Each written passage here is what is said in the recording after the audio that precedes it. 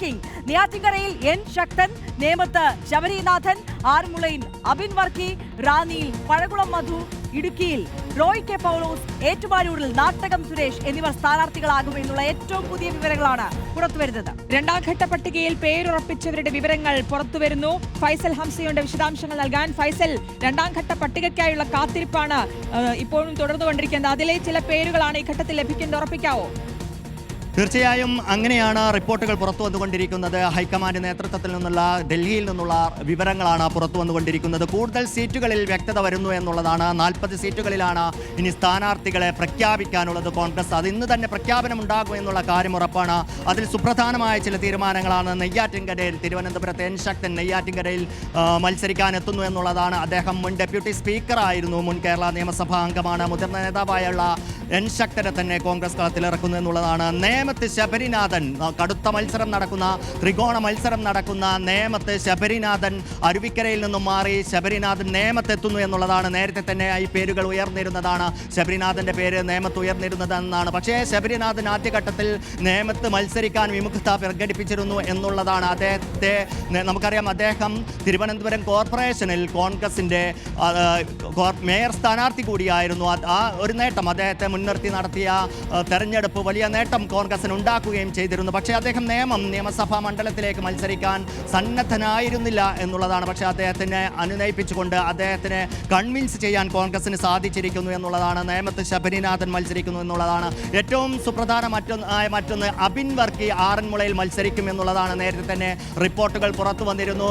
Youth കോൺഗ്രസിൻ്റെ പ്രധാന മുഖങ്ങളിലൊന്നായിട്ടുള്ള അബിൻ വർക്കിയെ ആറന്മുളയിൽ മത്സരിപ്പിക്കുന്നു മന്ത്രി വീണ ജോർജിനെതിരെ എന്നുള്ളതാണ്. സുപ്രധാനമായ മത്സരമാണ്. അവിടെ എത്രത്തോളം വെല്ലുവിളി വീണ ജോർജിന് ഉയർത്താൻ സാധിക്കും അബിൻ വർക്കിക്ക് എന്നുള്ളതാണ് ഉറ്റുനോക്കുന്നത്. എന്തായാലും അക്കാര്യത്തിൽ ഒരു തീരുമാനമായിരിക്കുന്നു എന്നുള്ളതാണ്. റാന്നിയിൽ പഴകുളം മധു കോൺഗ്രസ് സ്ഥാനാർത്ഥിയാകും. ഇടുക്കിയിൽ റോയ് പൗലോസ്, KPCC വൈസ് പ്രസിഡന്റായിട്ടുള്ള റോയ് കെ പൗലോസ് മത്സര രംഗത്ത് വരുന്നു എന്നുള്ളതാണ്. അദ്ദേഹം സ്ഥാനാർത്ഥിത്വം ഉറപ്പിച്ചിട്ടുണ്ട്. ഏറ്റുമാനൂരിൽ നാട്ടകം സുരേഷും സ്ഥാനാർത്ഥിയാകും എന്നുള്ളതാണ്. എന്തായാലും ഈ സ്ഥാനാർത്ഥി, ഈ പട്ടിക കൂടി ഏതാണ്ട് നേരത്തെ നമ്മൾ കായംകുളം മണ്ഡലത്തിൽ എം ലിജു സ്ഥാനാർത്ഥിത്വം ഉറപ്പിച്ച വാർത്തയും അതോടൊപ്പം ആറന്മുള മണ്ഡലത്തിൽ പോസ്റ്ററുകൾ അടക്കം പ്രത്യക്ഷപ്പെട്ടിരുന്നതാണ്. ഒരു പടയൊരുക്കം ഉണ്ടായിരുന്നു അവിടെ, അല്ലേ? തീർച്ചയായും അബിൻ വർക്കിക്കെതിരെ വലിയ രീതിയിലുള്ള പ്രാദേശികമായ രീതിയിലുള്ള എതിർപ്പുണ്ട്. ആ രീതിയിലുള്ള പോസ്റ്ററുകളെല്ലാം പ്രത്യക്ഷപ്പെടുകയും ചെയ്തിരുന്നു അദ്ദേഹത്തെ അവിടെ മത്സരിപ്പിക്കുന്നത് എന്നുള്ളത്. പക്ഷേ അതൊന്നും നേതൃത്വം പരിഗണിച്ചിട്ടില്ല എന്നുള്ളതാണ്. അദ്ദേഹത്തെ തന്നെ അവിടെ മത്സരിപ്പിക്കാൻ തീരുമാനം എടുത്തിരിക്കുന്നു എന്നുള്ളതാണ്.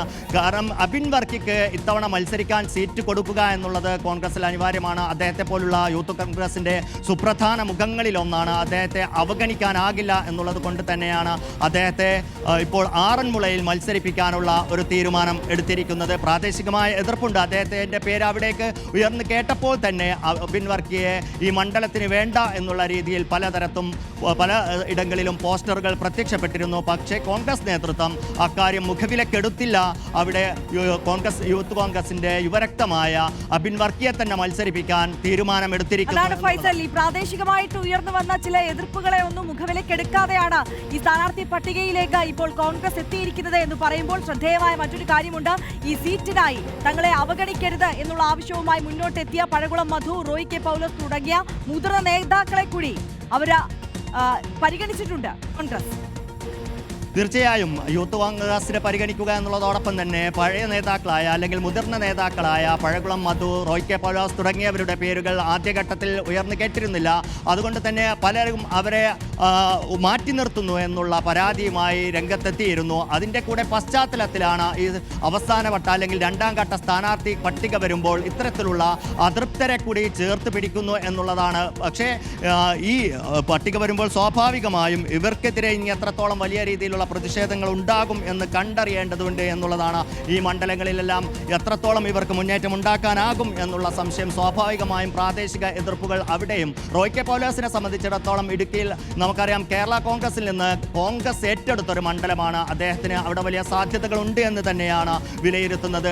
സ്വാഭാവികമായും കോൺഗ്രസിൻ്റെ മുതിർന്ന ജില്ലയിലെ തന്നെ മുതിർന്ന നേതാക്കന്മാരിൽ ഒരാളാണ് റോയ് കെ പൗലോസ്. സ്വാഭാവികമായും ആ സ്ഥാനാർത്ഥിത്വം അദ്ദേഹം നേരത്തെ തന്നെ പ്രതീക്ഷിച്ചിരുന്നു എന്നുള്ള എന്നുള്ളതാണ്. പക്ഷേ ആദ്യഘട്ടത്തിൽ മറ്റു ചില പേരുകൾ മണ്ഡലത്തിൽ ഉയർന്നു വന്നതിനാൽ അവസാന ഘട്ടമാണ് കേരള കോൺഗ്രസുമായി ഈ സീറ്റ് വെച്ച് മാറ്റുന്ന കാര്യത്തിൽ ഒരു തീരുമാനമുണ്ടായത്. അതുകൊണ്ട് തന്നെ റോയ് കെ പൗലോസിനെ എവിടെ മത്സരിപ്പിക്കണമെന്നുള്ള കാര്യത്തിൽ വലിയ ആശയക്കുഴപ്പം നിലനിന്നിരുന്നു. അതിനിടയിലാണ് മറ്റു ചില പേരുകളും മണ്ഡലത്തിലേക്ക് കടന്നു വന്നിരുന്നത് എന്നുള്ളതാണ്. അതിനിടെയാണ് ഇത്തരത്തിലുള്ള അതൃപ്തിയുമായി റോയ് കെ പൗലോസ് അടക്കമുള്ള നേതാക്കൾ നേതൃത്വത്തെ സമീപിക്കുന്നതും. എന്തായാലും അവരെ കൂടി ഉൾക്കൊള്ളിക്കുന്നതാകും പുതിയ പട്ടിക എന്നുള്ള കൃത്യമായ റിപ്പോർട്ടുകളാണ് നമുക്ക് ലഭിക്കുന്നത്. ഇടുക്കിയിൽ റോയ് കെ പൗലോസ് തന്നെ കോൺഗ്രസ് സ്ഥാനാർത്ഥിയാകും. കൈപ്പത്തി ചിഹ്നത്തിൽ അദ്ദേഹം മത്സരിക്കും എന്നുള്ളതാണ്